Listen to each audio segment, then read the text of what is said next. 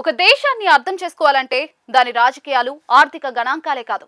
అక్కడి యువత ఏ ఉద్యోగాన్ని డ్రీమ్ జాబ్ గా చూస్తుందో గమనిస్తే చాలన్న మాట ఉంది. ఎందుకంటే ఉద్యోగాలపై ఉన్న ఆకాంక్షలు ఆ దేశ భద్రతా భావనను, ఆర్థిక పరిస్థితిని, సాంస్కృతిక విలువలను స్పష్టంగా బయటపడతాయి.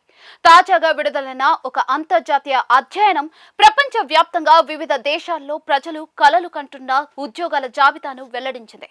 ఈ జాబితా చూస్తే ఉద్యోగం అనేది కేవలం ఆదాయం కాదు, ఒక దేశ సమాజ ప్రతిబింబం అన్న భావన బలంగా వినిపిస్తుంది. భారత్ లో బ్యాంక్ మేనేజర్ నే డ్రీమ్ జాబ్ గా గుర్తించడం ఆశ్చర్యం కలిగించదు.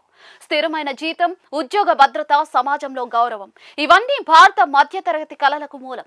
ప్రైవేట్ రంగంలో అనిశ్చితి పెరుగుతున్న సమయంలో బ్యాంక్ ఉద్యోగం ఇప్పటికీ కూడా భరోసా ఇచ్చే ఆశ్రయంగా కనిపించింది. అదే సమయంలో పక్కనే ఉన్న బంగ్లాదేశ్ లో ఫ్రీలాన్సర్ డ్రీమ్ జాబ్ గా నిలవడం డిజిటల్ ఎకానమీ ప్రభావాన్ని చూపిస్తూ ఉంది. ఇంటి నుంచే పని, విదేశీ ఆదాయం, స్వతంత్రత, ఇవే అక్కడి యువత ఆకర్షణ.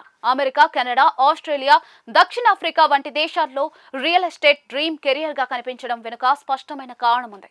ఆస్తుల విలువ, ఇన్వెస్ట్మెంట్ అవకాశాలు, కమిషన్ ఆదాయం, ఇవన్నీ కూడా ఈ రంగాన్ని సంపద నిర్మాణానికి మార్గంగా మార్చాయి.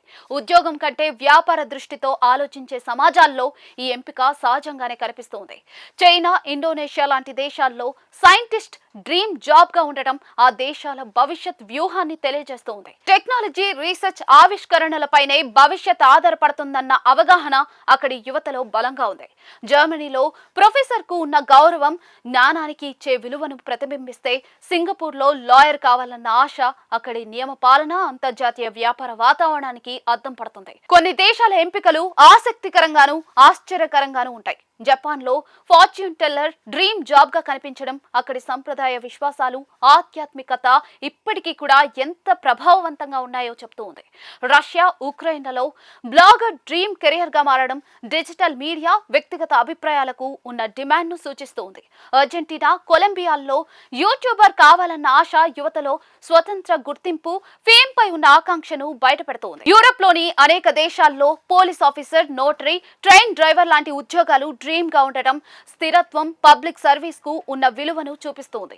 ఇటలీలో నోటరీ, ఫ్రాన్స్ లో పోలీస్ ఆఫీసర్, బ్రిటన్ లో ట్రైన్ డ్రైవర్, ఇవన్నీ సమాజానికి కీలకమైన, గౌరవనీయమైన పాత్రలుగా అక్కడి ప్రజలు భావిస్తున్నారని అర్థం. ఆఫ్రికా దేశాల్లో football player, entrepreneur, pro skater లాంటి కళలు కనిపించడం అవకాశాల కోసం పోరాడే యువత మనస్తత్వాన్ని ప్రతిబింబిస్తోంది. క్రీడలు, వ్యాపారం, ఇవే సామాజిక చలనానికి మార్గాలుగా కనిపిస్తూ ఉన్నాయి. ఈ జాబితా ఒక విషయం స్పష్టంగా చెప్తుంది. ప్రపంచం ఒకే దిశగా కదులుతున్నా కూడా ప్రతి దేశం తన అనుభవాల ఆధారంగా వేర్వేరు కలలను కంటూ ఉంది.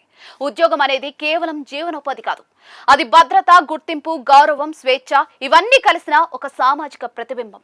దేశాల డ్రీమ్ జాబ్స్ చూస్తే ఆ దేశాల డ్రీమ్ సొసైటీ ఎలా ఉందో కూడా మనకు అర్థమవుతుంది.